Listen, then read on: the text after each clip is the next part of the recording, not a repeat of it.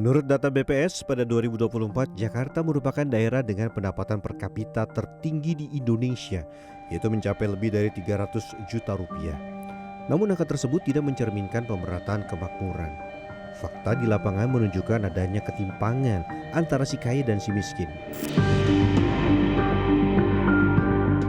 Tidak semua penduduk yang menetap di Jakarta memiliki pekerjaan tetap dan dapat menanggung biaya hidup yang tinggi di kota metropolitan. Mereka pun melakukan berbagai cara untuk dapat bertahan di Jakarta, termasuk dengan cara tinggal di kolong jembatan demi menghemat pengeluaran. Faktor ekonomi, sejumlah warga di Jakarta tinggal di kolong-kolong jembatan yang berada di sisi Jalan Latu Harahari, Jakarta Pusat. Di antara kolong jembatan yang dimanfaatkan menjadi tempat tinggal, ada yang berada di perbatasan antara wilayah Pasar Rumput, Jakarta Selatan, dan Menteng, Jakarta Pusat.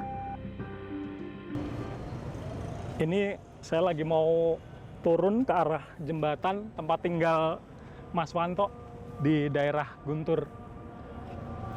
Ini kayak gini pemirsa. Aduh. Tiap hari kayak gini, Mas? Iya. Aduh. Kalau saya mah turun nggak pernah pegangan, saya pegang besi ini doang. Udah biasa ya. Sehat nih tiap hari begini. Iya. Saya kaki doang pegel. Kaki pegel ya? Tangan juga pegel, Mas? Iya.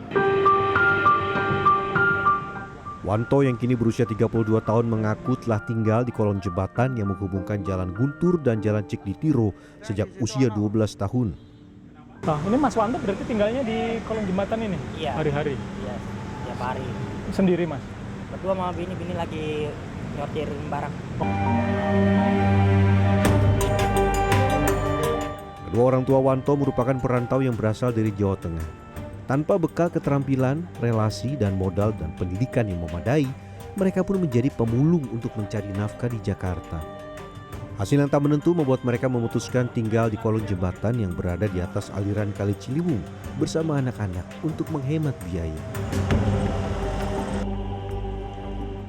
Karena kondisi ekonomi yang tak pasti, Wanto kecil pun tidak menamatkan jenjang pendidikan dasar.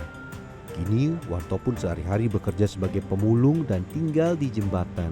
Sementara kedua orang tuanya yang sudah lanjut usia kembali ke kampung halaman. Hampir setiap hari, Wanto bekerja mengumpulkan botol plastik dan kaleng logam di berbagai perkantoran, rumah makan, pasar, hingga rumah peribadatan di daerah sekitar Menteng dan Manggarai. Nah, ini kan di bawahnya kan sungai yang deras nih, Mas. Iya. Itu nggak takut nyemplung atau gimana kalau tidur kan kita gerak kiri kanan? Nggak, itu udah biasa sih. Dari kecil? Dari kecil kita di sini.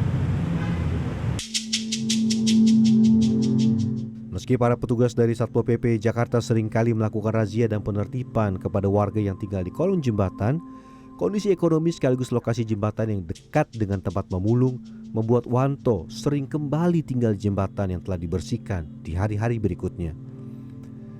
Debit Kali Ciliwung dipengaruhi musim, dan ketika musim penghujan, aliran Kali Ciliwung akan meningkat. Di saat itu, Wanto akan berhenti memulung berkeliling. Ia biasanya mengumpulkan botol-botol plastik yang hanyut dengan menggunakan peralatan galap bambu yang dilengkapi jala dari pinggir sungai. Setelah botol plastik dari kali terkumpul, Wanto akan langsung membawanya ke pengepul di daerah Manggarai yang biasanya menghargai botol plastik bekas 5 hingga 6.000 rupiah per kilogram. Naik turun turap yang curam setinggi sekitar 2 meter setiap hari harus dijalani Wanto beserta penghuni lain di kolong jembatan ini. Nah, ini setelah mulung biasanya Mas Wanto ini akan ke atas buat nimbang hasil memulungnya ya, Mas ya? Iya. Ini setiap hari kayak gini ya, naik turun gitu ya? Tiap hari. Bawa inian? Iya. Bisa? Bisa. Coba. Kayaknya udah biasa, nggak perlu tambang. Sekitar 500-an meter dari lokasi tinggal Wanto terhadap jembatan Halimun yang menghubungkan Jalan Halimun Raya dan Jalan Madiun. Sejumlah warga juga memanfaatkan kolong jembatan ini untuk tinggal. Di sini terdapat bantaran sungai yang lebih lebar dan bisa dimanfaatkan untuk beraktivitas.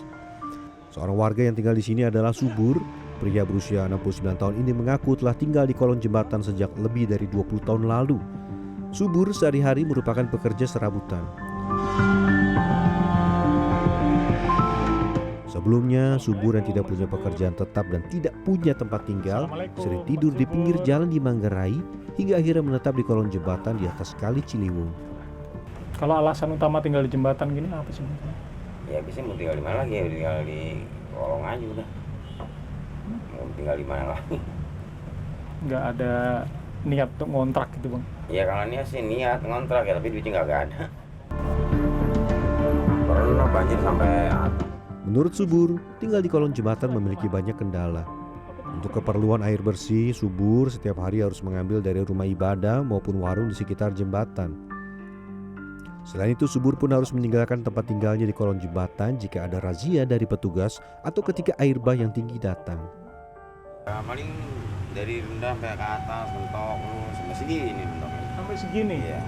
Kalau banjir yang paling gede sih kata abang Ya, Bang? kalau itu tahu apa 5 tahun sekali. Oh gitu. Ya, sampai segini mentoknya. Pernah sampai ke tempat tidur abang ini nggak? Nggak sampai segini doang tengah. Oh. Wanto dan Subur adalah potret warga yang terpinggirkan di tengah deru pembangunan Jakarta. Mereka menyimpan harapan suatu saat nanti pembangunan akan menyapa dan mengentaskan mereka dari kemiskinan hingga dapat memperoleh penghidupan dan tempat tinggal yang lebih manusiawi. Edi Dwi, Dwi Agung, Jakarta.